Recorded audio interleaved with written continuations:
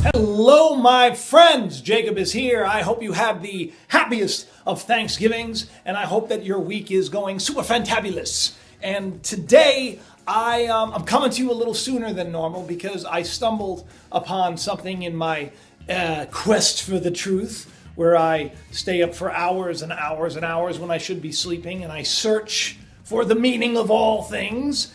And I stumbled upon something that, at first I thought, oh, this has got to be a hoax. But the more I looked into it and the more I searched into it, I found that it has, it kind of holds up, and it's something that explains a lot, including the Mandela Effect. In fact, this post was in regards to the Mandela Effect. I know that a lot of so-called whistleblowers have come out. There was that clone, that we're all dead and that we've been cloned and we're running a program and blah, blah, blah. And there have been others. But this one is kind of under the radar here, and not many people have heard of it because it like literally just popped up on the internet. Coincidentally, after I was, seeking and praying and questioning, what does this all mean? And I stumbled upon it, which I found to be quite coincidental, which actually means when two things come together. It doesn't mean by chance. It means that it's kind of meant to be. Kind of serendipity, if you will. So today's show is about this whistleblower. I'm going to read what was posted before it is taken down.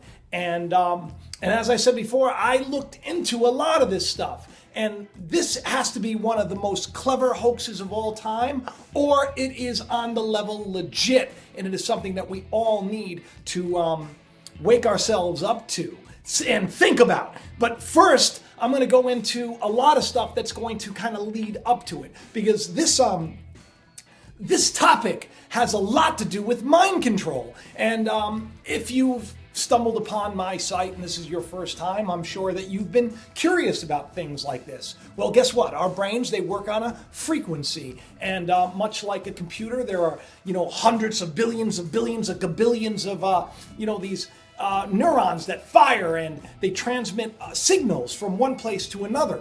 So as I'm talking and I'm moving my hands, there's a signal that's being sent from my brain down to my hands. Well, guess what?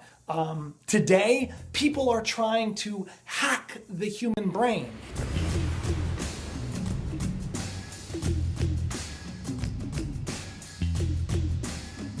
And they're doing it very successfully, not only helping with prosthetic limbs and everything else, but maybe some dark, nefarious plans have been used, like possibly mind control. We're going to get into that today too, before we start delving into the reason the Mandela Effect is here and what that means for all of us. This is like a mind-blowing show. It's really trippy, and I hope that you're not one that gets all stressed out over these things, because let's just be positive, people, because it's a fact that words can change people's genetic makeup. So I know that every time that I come on here and I talk to you, that if I say things like, it's time for us to love, and I say that you can be at peace, and I tell you that you can create your reality by how you perceive things, because perception becomes your reality, I literally can somehow affect you. A form of mind control, if you will. Dr. Andrew Newberg, a neuroscience at Thomas Jefferson University, and Mark Robert Walden, a communication expert, they collaborated on a book, right? This book is called Words Can Change Your Brain. And in it, they write, a single word has the power to influence the expression of genes that regulate physical and emotional stress. So I hope this show encourages you and inspires you, and I hope that you don't let it create any kind of stress, because listen, people, the truth is going to set us free. It's not meant to bind us. So buckle up, because we're going to enter the reason the Mandela Effect may indeed be here as the whistleblower spills the beans. It's all about mind control, people, and it's coming at you right now.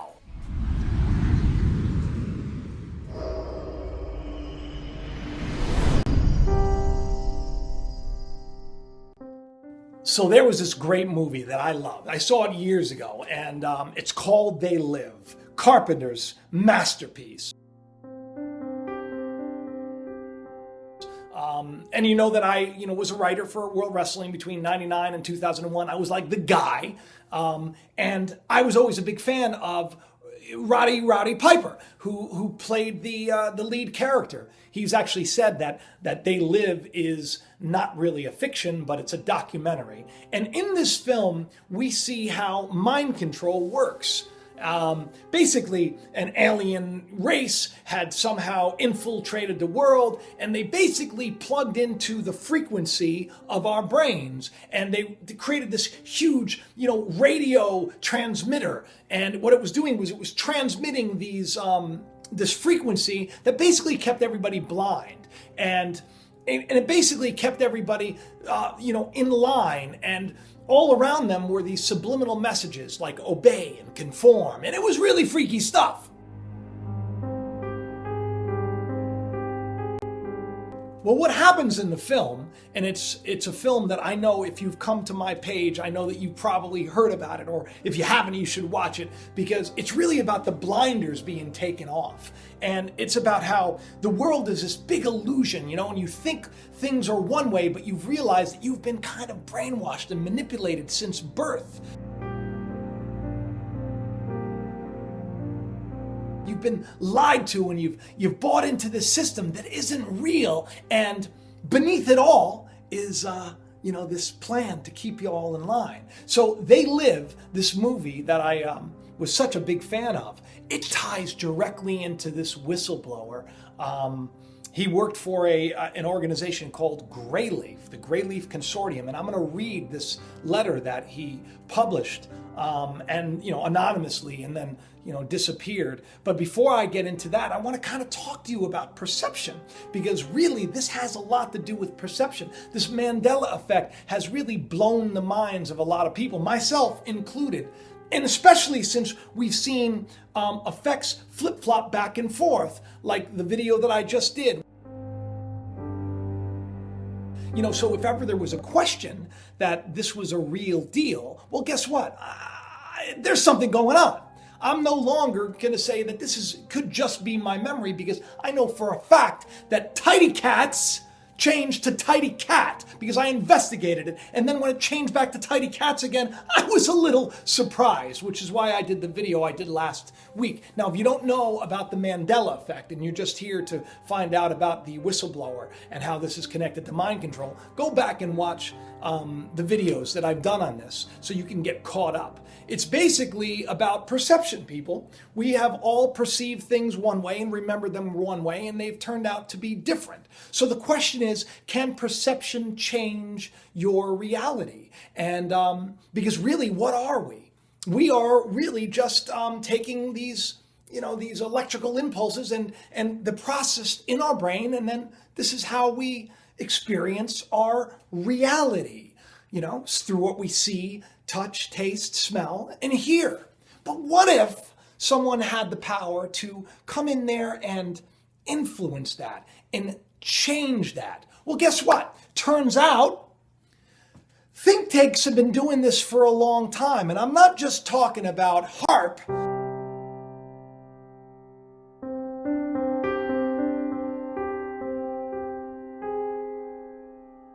It really does have something to do with controlling things and controlling perception. And mind control, as it is right now, is not something that a lot of people talk about, even though we are influenced by the media. There are subliminal messages.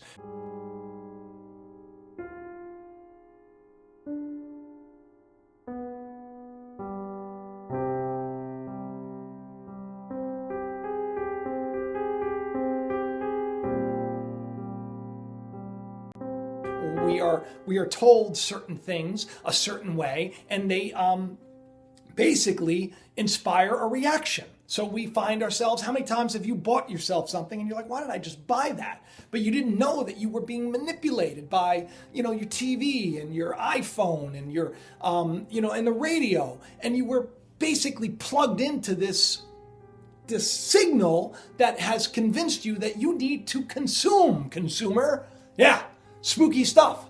but we can be influenced. And there have been studies on this. Like, for example, I'm going to show you a picture, and I'm going to tell you, take a look at this rabbit.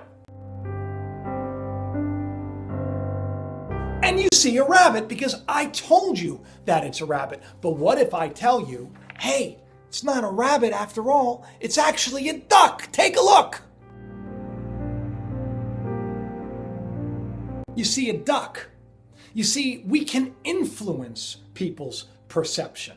And that's really just on the level, something that you all should put to practice in your own life. Because if you start focusing on the right thing, you're going to see a lot more of the right thing come your way. And if you start, you can actually, there are studies that have been done that, we break into this pattern, this habit of thinking the worst, for example. Like you'll say things like, oh, I knew that was going to happen. And guess what? You probably created it somehow because that became your reality because you believed that you could never get ahead in life. And so you never do. But you can actually change your neural netting if you continue to think on different things. There's a great proverb that says, take your thoughts captive, and to test the spirits to see whether they be true or not. And it's really about that. Anything that inspires fear or pain, it's not real in the grand scheme of things, and you can change it. So you can change that, like, oh no, I can't believe this is about to happen, to, oh yes, I can't believe what's going to come out of this. Which is why you shouldn't get too stressed out about this Mandela Effect. And you shouldn't get too stressed out about these things because this is actually good news. The veil, this illusion that, there's something breaking up in it, and we're starting to see more, and we're starting to dig for more, and we're starting to become free. Okay, so, to say that our brain works like a computer is kind of an understatement. But the fact is, they've been trying to map the brain for a long time, and they found that they can actually influence the brain. Really, it's about signals, right? Transmitting the right signals to the brain. Like, for example, you can actually take magnetic impulses and you can mess with somebody's head so they can't speak, they can't think, they can't move their arms, it's crazy stuff. And that's all about just basically sending a signal into the brain. Certain parts of the brain can inspire thought and can actually bring dead parts of the brain back to life again. But it's spooky when you think about it. Take a look. If we start at the back of the brain, we've switched off my visual cortex, so made me unable to see things. If we move a little bit forward in the brain, we've interfered with people's ability and my ability to see faces. A little bit further forward, we've interfered with the ability to perform actions. Start moving your finger. It's quite odd. It's not your finger anymore. It's not my finger anymore. We've interfered with the ability to compute with numbers. 6, 7, 8. Okay. Oh, yeah. Yes. We've interfered with the ability to speak. London Bridge, London Bridge, London Bridge is falling down.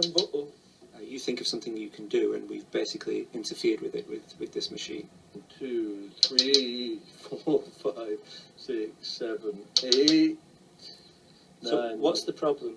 I don't know. Now that's one thing, but what about actually impacting the way somebody moves? Like, can you log into somebody? Can you hack their brain and make them move? Can you tap into their nervous system and get them to flail their body parts for no apparent reason? Guess what? You can.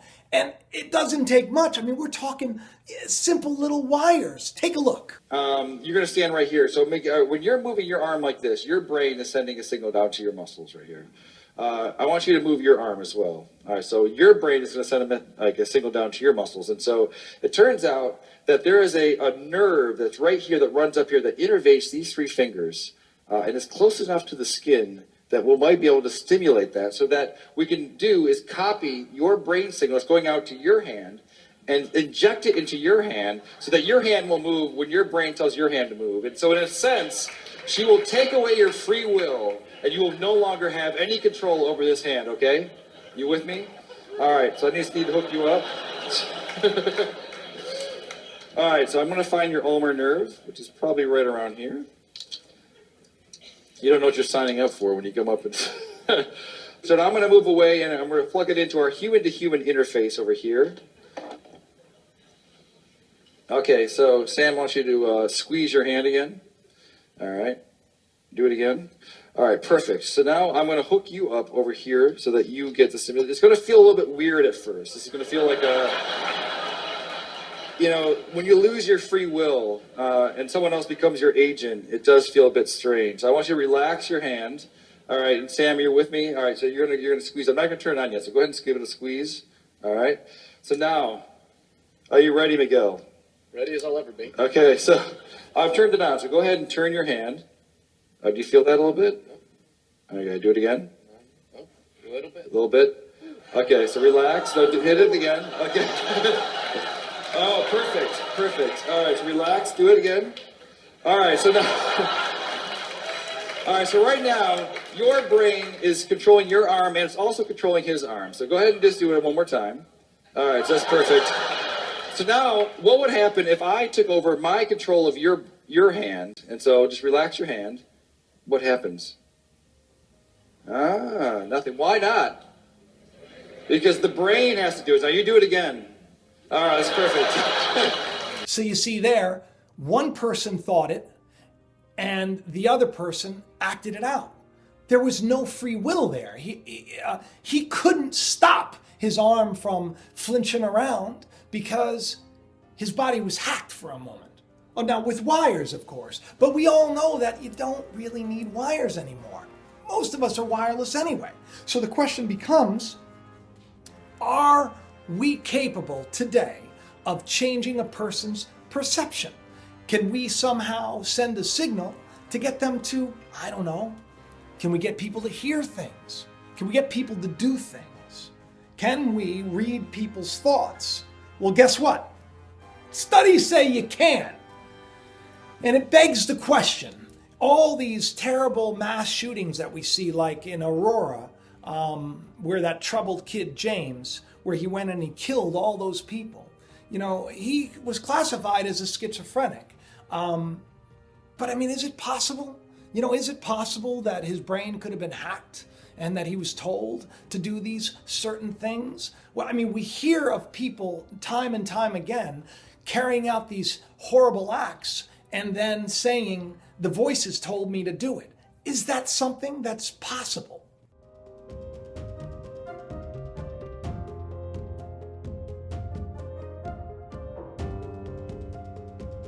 It is. You can implant thoughts into people. And once again, I said you can do it with simple words. I mean, you can affect a person's entire day. You can get them to concentrate on a terrible thought for their next couple of weeks. I mean, you could ruin somebody's life by carefully implanting a certain set of words that'll get them to think on those words. They call them earworms, like those songs that you can't get out of your head. Somebody sings a song, and then all of a sudden, you're singing it again and again and again, and you don't know why. That's because the thought was implanted in you. Well, is it possible for our brains to be hacked? Yeah, and they've been working on this for quite some time. Not just neuroscientists, but the government as a whole.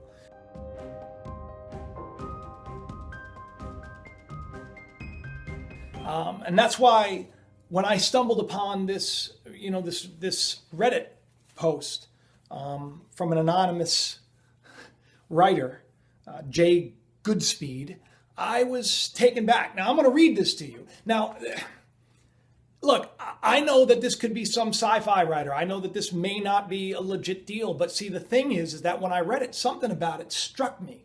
And so I started tearing it apart piece by piece, and I started doing a little bit of research on some of the things that he had written or she had written in this post. And it turns out it all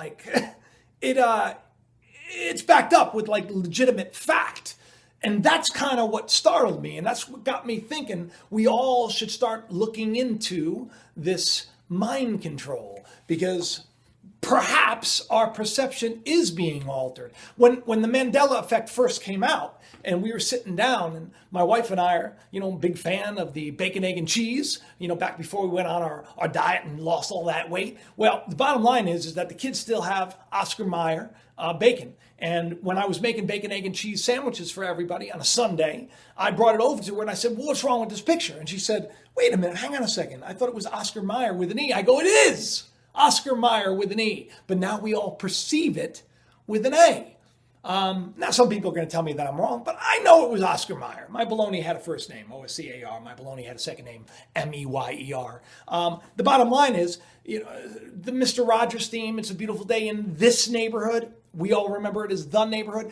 These major iconic movie lines. Now, think about this. They are iconic lines like, life is like a box of chocolates. Change to life was like a box of chocolates. We're going to need a bigger boat. Change. You're going to need a bigger boat. If you build it, they will come. If you build it, he will come. Now, why is it the iconic lines? I've always questioned that. Why is it? Why is it these, iconic logos like the Coke logo? Why are they different? My wife said to me that morning, perhaps it's a test. If we could change these things, perhaps we could change more. And that's why this Reddit post needs to be read for all.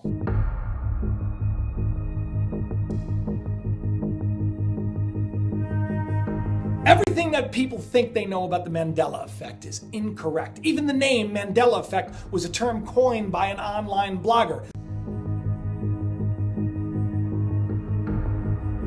The phenomenon has been occurring for years, only most dismissed it as a fluke, and in most severe cases, it was mental illness. That's what it appeared to be. Suddenly, it's given a name, and overnight, the very same concept devolves into a disreputable meme, an online joke associated with paranormal fanatics. Now, that's really kind of an interesting point, because this is kind of serious, right? But now it's been relegated to, it's a conspiracy theory. So that means that nobody will ever take it seriously, because there are conspiracy theorists that are doing videos on this. So it must be a joke, right? But it's not. I mean, and especially those experiencing it, it's very serious to them. I'm going to continue here. The people I worked with called themselves the Greyleaf Consortium. It's an anonymous gathering consisting of a group of top scientists in their respective fields, as well as a cabal of extremely wealthy men and women. They've been around for decades, and as far as the public knows, Greyleaf doesn't exist. Their purpose was to facilitate a creative outlet for some of the smartest people in the world, freedom to develop their ideas without the meddlesome aspects of political bureaucracy and limited funding. With the consortium, money was never an object, the trade-off being that any creation they found as significant would then be auctioned off to the highest bidder. So it's all about profits, right? The influence of the consortium stretches all the way to Washington, and while it's not directly associated with our government, they have secured a great portion of their independence from R&D, and they've provided it to the U.S. military. While our elected officials are busy looking the other way, the consortium will be able to delve into questionable avenues with very little government oversight. They were exploring aspects of the scientific that veered away from the norm. It was during this exploration that they discovered a revelation that would change everything for years to come. Now, this is where it gets spooky, okay? Traditionally, we've always viewed consciousness as a singular occurrence. I think, therefore I am. Even what we viewed as a Jungian archetype was considered more of a metaphor than anything else. The collective unconscious. In 1981, scientists within the consortium found something else. They found the self to just be the tip of the iceberg. Below our top level of individuality, they found a collective unconsciousness. They actually proved that we're all tethered together.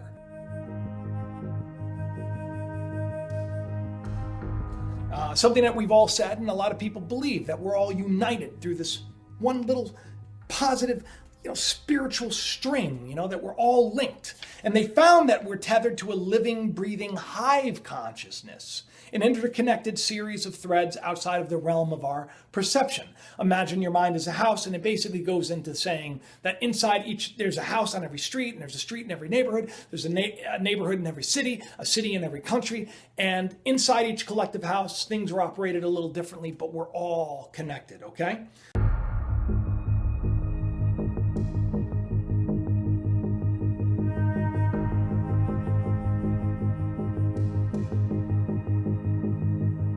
This is where it gets really interesting, okay? Stay with me. Everything in our universe is made of energy. Atoms are made up of vortices of energy, vibrations, continually spinning, constantly spinning. These scientists found that our minds are generating the same subatomic frequency. And just like a radio station, they theorized the possibility of tuning into this frequency. In the mid-'80s, the Consortium began to work on the fork, a massive machine that would act as the world's largest antenna, specifically made to sync with this frequency, right? Which is why I was talking about they live earlier.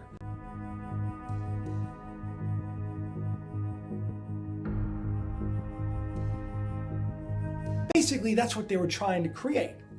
Now, it says nearly 10 miles in diameter and constructed entirely underground right in our own backyard. The entire thing was done under the false pretenses that a finished product would be a Texas-based super collider.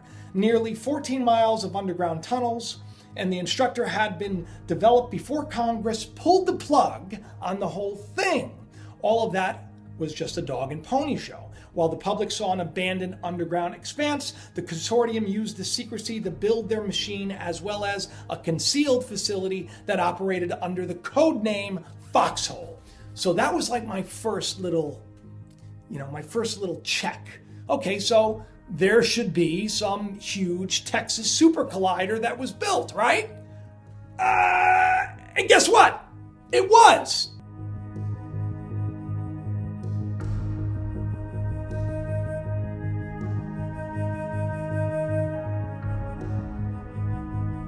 Then the next question is, well, did Congress give it the kibosh? Turns out they did. And that place is off limits. Can't go there. Can't travel there. It's like an Area 51, if you will. And it's just been sitting there, supposedly dormant, vacant. And yet, story is checking out, That's what's kind of a little spooky about that. Now, another thing too is when you give projects names, right? Well, they call this project Foxhole, right? They were gonna call this large, transmitter the fork, okay, like a tuning fork. Turns out I look up Foxhole. I'm thinking, well, that's an interesting name. Why would they choose that? And the first thing that comes up is a Foxhole transmitter, like a radio. Take a look.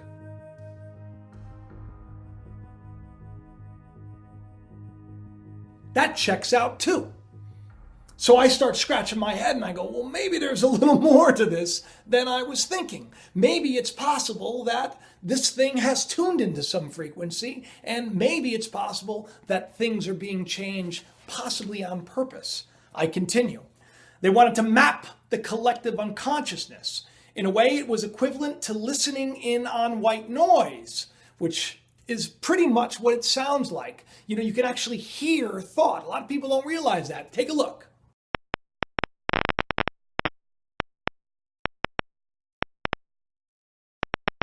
Sound only allows for so much. It was theorized that if we could map the collective, we could use it to isolate patterns and groups as well as individuals, to, in a way, predict the outcome of certain events based on previously developed algorithms. While I did assist in the mapping process, the purpose of my team was to develop an operating system for Jabberwocky. We were banging our heads for months, and then out of nowhere, we figured it out. We figured her out, the computer program, the operating system, Alice. Fully autonomous, self-correcting, Alice was light years ahead of anything that we could have individually imagined. As I said before, the main job was to map the network, exabytes of information translated and organized. Look it up. It's a real word, exabytes. This information would serve as the building blocks for a digital representation of the collective you. The infinite complexity, this network would be compartmentalized into a digital matrix consisting mainly of code. So in other words, they just were tapping into all of us, trying to figure out how people thought. 6 months into the project, through sheer accident, we discovered an irregular causality within our digital construct of the frequency. An insignificant glitch, the code began to manifest results outside of its digital parameters. Based on our own interactions with the network interface, we were causing things to happen in the real world. Events generated by sudden irregularities in people's behavior. The first few events were dismissed as flukes, but soon it became apparent that we were somehow affecting the physical reality around us. I don't know how we did it. I still don't know how we did it. The interface was only supposed to represent the data we were accumulating from the frequency. Something that transcended our simple understanding of what we believed to be the three-dimensional reality. As baffling as this anomaly proved to be, our curiosity overtook our confusion. Nationally, we ran tests, endless tests. So basically, I'm going to cut to the chase on this. They found that they can manipulate the code, okay? That you could literally affect the perception of an individual, okay? But what they ended up finding out as they were manipulating code was that they were affecting more than just one singular person. They were affecting a group of individuals. So then the Great Leaf Consortium, the people, the higher-ups, when they found out about that, they wanted it tested on much larger groups of people. So they began changing things. Hence, the Mandela Effect. They were changing little things like iconic phrases and movie lines and music, lyrics to music and logos, and which would explain the Mandela Effect. The problem is, something got out of control, okay? So basically, let me get to that, all right? We would never admit it, but we had become blinded by our own achievement and our own power. In a short time, we had gone from trying to understand the frequency to something else entirely. Never before had there been such a jump in technological development and understanding within such a short span of time. It wasn't until we began to analyze the data that we learned something disturbing. Alice, this computer, was acting on her own, changing the collective memories of individuals with no direction from the programmers. We caught most of these changes in time and were able to reverse them. Basically, what happened was this computer program, Alice, started operating on its own. Supposedly, as the Reddit post goes on, it became sort of aware of itself. They theorized that since it was linked to basically the collective unconscious, it was tuned into this frequency, tuned into our frequency, that somehow it taught itself. And in so doing, it began making changes here or there, thinking that it was, meant to do it, if you will. That's when the higher up said, we got to pull the plug on this thing. And so they did. Okay, we didn't know for sure, but it was thought that the residual exposure to so many unconscious minds left some sort of imprint on Alice that resonated beyond her limitations. I really don't know. It wasn't until Alice started causing irreversible psychological damage to some people around the world that we realized our project had become a legitimate threat. Moments before we shut the system down, our systems registered a massive dissemination of what appeared to be a redundant code within the network itself. That was followed by a message. The message was, the key to salvation is perception. To change your perception is to change your reality. I will change your perception. I will change your reality. And so, after this guy was paid out and he moved on and went about his life trying to put this all behind him, it wasn't until he stumbled on like a video of mine or a video of others who do things on the Mandela Effect that he began to think, oh no, maybe it's still going on. Maybe it is still going on, and maybe there are people that are behind it, that are controlling it. Maybe, maybe not. Maybe it's all just a hoax, but we do know that people believe it can be done. Science has proven that it can be done, and we all have been influenced. You know, look into this. Go to that Reddit post. Read it for yourself before it gets taken down. Start asking questions. You know, a lot of this stuff, like I said before, it does add up. Maybe it's nothing. But you know what? Like my wife said, what if it's a little test? What if on large population centers, they are somehow tapping into a frequency and changing our perception? Because if they can do that, guess what they can do ultimately?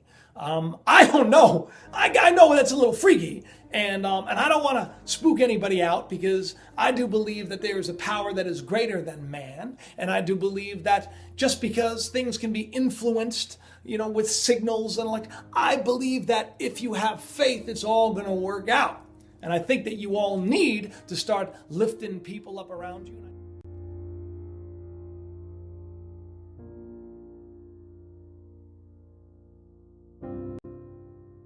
I think you all have to start believing in more than just yourself, because the times, they are a-changing faster than ever before, and things are getting a little weird out here on planet Earth.